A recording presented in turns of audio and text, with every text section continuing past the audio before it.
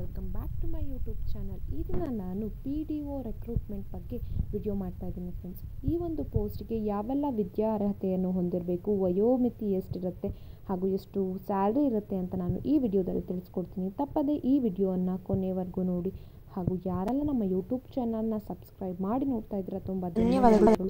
ಹಾಗೂ ಸಬ್ಸ್ಕ್ರೈಬ್ ಮಾಡದೆ ನೋಡ್ತಾ ಇದ್ದೀರಾ ಬೇಗ ಹೋಗಿ ಸಬ್ಸ್ಕ್ರೈಬ್ ಮಾಡಿ ಫ್ರೆಂಡ್ಸ್, ಲೈಕ್ ಮಾಡಿ, ಶೇರ್ ಮಾಡಿ ಹಾಗೂ ಕಮೆಂಟ್ ಮಾಡಿ.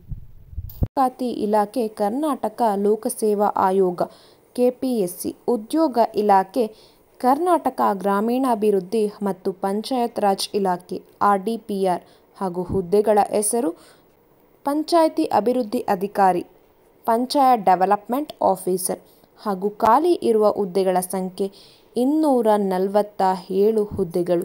ಅರ್ಜಿ ಸಲ್ಲಿಸಲು ಆನ್ಲೈನ್ ಮುಖಾಂತರ ಸಲ್ಲಿಸಬೇಕಾಗುತ್ತೆ ಹಾಗೂ ಉದ್ಯೋಗ ಸ್ಥಳ ಕರ್ನಾಟಕ ರಾಜ್ಯದಲ್ಲಿ. ಹಾಗೂ ಏನೆಲ್ಲ ವಿವರವನ್ನು ನಾನು ಈ ಕೆಳಕಂಡಂತೆ ತಿಳಿಸ್ಕೊಡ್ತೀನಿ.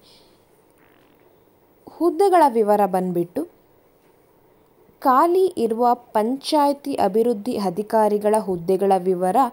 ಉಳಿಕೆ ಮೂಲ ವೃಂದದಲ್ಲಿ 150 ಹುದ್ದೆಗಳು ಖಾಲಿ ಇವೆ ಹಾಗೂ ಹೈದರಾಬಾದ್ ಕರ್ನಾಟಕ ವೃಂದದಲ್ಲಿ 97 ಹುದ್ದೆಗಳು ಖಾಲಿ ಇವೆ. ಉಳಿಕೆ ಮೂಲ ವೃಂದದ ಹುದ್ದೆಗಳು ಮತ್ತು ಹೈದರಾಬಾದ್ ಕರ್ನಾಟಕ ವೃಂದದ ಹುದ್ದೆಗಳು ಸೇರಿ ಒಟ್ಟು 247 ಹುದ್ದೆಗಳು ಖಾಲಿ ಇವೆ ಫ್ರೆಂಡ್ಸ್. ಹಾಗೂ ಏನೆಲ್ಲ ವಿದ್ಯಾರ್ಹತೆಯನ್ನು ಹೊಂದಿರಬೇಕು ಅಂತ ಅಂದರೆ, ಭಾರತದ ಕಾನೂನು ರೀತ್ಯ ಸ್ಥಾಪಿತವಾದ ಅಂಗೀಕೃತ ವಿಶ್ವವಿದ್ಯಾಲಯದಲ್ಲಿ ಪದವಿಯನ್ನು ಹೊಂದಿರಬೇಕಾಗತ್ತೆ.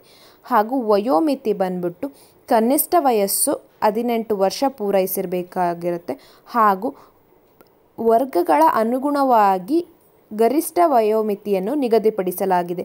ಸಾಮಾನ್ಯ ವರ್ಗದ ಅಭ್ಯರ್ಥಿಗಳಿಗೆ ಗರಿಷ್ಠ 35 ವರ್ಷ, ಹಿಂದುಳಿದ ವರ್ಗದ ಅಭ್ಯರ್ಥಿಗಳಿಗೆ 2A, 2B, 3A, 3B ವರ್ಗದ ಅಭ್ಯರ್ಥಿಗಳಿಗೆ 38 ವರ್ಷ ಹಾಗೂ ಪರಿಶಿಷ್ಟ ಜಾತಿ, ಪರಿಶಿಷ್ಟ ಪಂಗಡ, ಪ್ರವರ್ಗ 1 ವರ್ಗದ ಅಭ್ಯರ್ಥಿಗಳಿಗೆ ಗರಿಷ್ಠ ವಯಸ್ಸು 40 ವರ್ಷವನ್ನು ನಿಗದಿಪಡಿಸಲಾಗಿದೆ.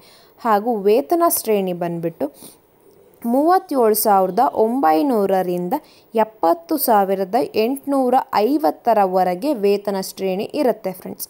ಅರ್ಜಿ ಸಲ್ಲಿಸಲು ಸಾಮಾನ್ಯ ಅಭ್ಯರ್ಥಿಗಳಿಗೆ ಅರ್ಜಿ ಶುಲ್ಕ ಎಷ್ಟು ಅಂತಂದರೆ 600 ರೂಪಾಯಿ ಹಾಗೂ ಇತರೆ ಹಿಂದುಳಿದ ವರ್ಗದ ಅಭ್ಯರ್ಥಿಗಳಿಗೆ 300, ಮಾಜಿ ಸೈನಿಕ ಅಭ್ಯರ್ಥಿಗಳಿಗೆ 50 ರೂಪಾಯಿ ಹಾಗೂ ಪರಿಶಿಷ್ಟ ಜಾತಿ, ಪರಿಶಿಷ್ಟ ಪಂಗಡ, ಪ್ರವರ್ಗ 1 ಮತ್ತು ವಿಶೇಷ ಚೇತನ ಅಭ್ಯರ್ಥಿಗಳಿಗೆ ಅರ್ಜಿ ಶುಲ್ಕದಿಂದ ಸಂಪೂರ್ಣ ವಿನಾಯಿತಿ ಇರುತ್ತೆ ಫ್ರೆಂಡ್ಸ್. ಉಚಿತವಾಗಿ ಅರ್ಜಿಯನ್ನು ಸಲ್ಲಿಸಬಹುದಾಗಿರುತ್ತೆ ಈ ಒಂದು ಕ್ಯಾಟಗರಿ ಅಭ್ಯರ್ಥಿಗಳು. ಹಾಗೂ ಸೆಲೆಕ್ಷನ್ ಪ್ರೋಸೆಸ್ ಬಂದ್ಬಿಟ್ಟು ಸ್ಪರ್ಧಾತ್ಮಕ ಪರೀಕ್ಷೆ ಇರುತ್ತೆ ಅಭ್ಯರ್ಥಿಗಳಿಗೆ. ಆ ಒಂದು ಅಂಕಗಳ ಆಧಾರದ ಮೇಲೆ ಅಭ್ಯರ್ಥಿಗಳ ಮೀಸಲಾತಿಯ ಆಧಾರದ ಮೇಲೆ ಅಭ್ಯರ್ಥಿಗಳನ್ನು PDO ಹುದ್ದೆಗಳಿಗೆ ಆಯ್ಕೆ ಮಾಡಲಾಗುತ್ತೆ.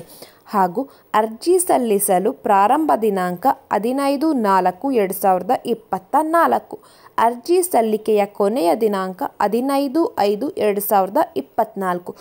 ಯಾರೆಲ್ಲ ಈ ಒಂದು ಪೋಸ್ಟ್ಗೆ ಅಪ್ಲೈ ಮಾಡಬೇಕು ಅಂತ ಇದ್ದೀರಾ, ನಾನು ಕೆಳಗಡೆ ಡಿಸ್ಕ್ರಿಪ್ಷನ್ ಬಾಕ್ಸ್ನಲ್ಲಿ ಅರ್ಜಿಯ ಹಾಕೋಕ್ಕೆ ಲಿಂಕ್ನ ಕೊಟ್ಟಿರ್ತೀನಿ. ಸೊ ಇಷ್ಟಪಟ್ಟವರು ಹೋಗಿ ಅಪ್ಲೈ ಮಾಡ್ಬೋದಾಗಿರುತ್ತೆ.